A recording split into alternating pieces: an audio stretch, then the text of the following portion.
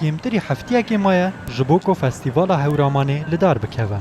د فستیوالا هورامانه ده بریاره لیکولینین کو تین پیشکش کرن وکه برهما فستیوال رادستی سازیا زانستی چاندی و پرورده نتوین یک بوی یونسکو بین کرن. سازیا میراتین چاندی و دستی و توریزم یا پارێزگەها سنە لە ڕۆژهەڵاتی کوردستانێژی ڕاگەهاندیەک و ئامادەکاریên کۆنفرانسا هەورامانê بەردەوام dikin ku wê di roja rêwresmên naskirî bi Komsay de li hewramanê bêlidar xistin.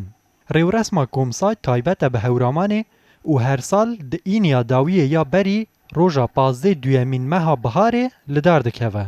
Di rêwresma Komsa de hewramên deverên cuda beşdar dibin û li gora hewraman pîrşalyar ew rêwresm ji bo cara yekemîn birêve biriye.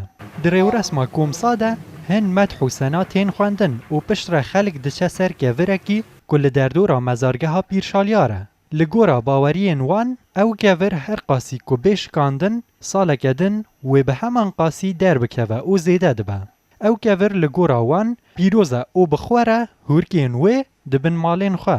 Niha 5 roj mane ku festîvala hewramanê bêlidar xistin lê amadekariyên wê xurt bûne û tê gotin ku gelek turîst berên xwe didin hewramana Rojhilatê Kurdistanê ji bo ku beşdarî festîvala hewramanê bibin. Her sal hin welatiyên hewram yên Başûrê Kurdistanê jî beşdarî wan rêwresman dibin. Saziya mîratên çandî û destî yên parêzgeha Sinê jî ragihandiye ku ew ê bi tîmeke 25 kesî û nonerên Unescoyê re lêkolînên ku digihin destên wan binirxînin. Zanîngeha Sinê û Navenda Kurdistan Nasiyê jî ji bo lidarxistina wê festîvalê hevkar in. Eskender Ceferî, Rûdaw.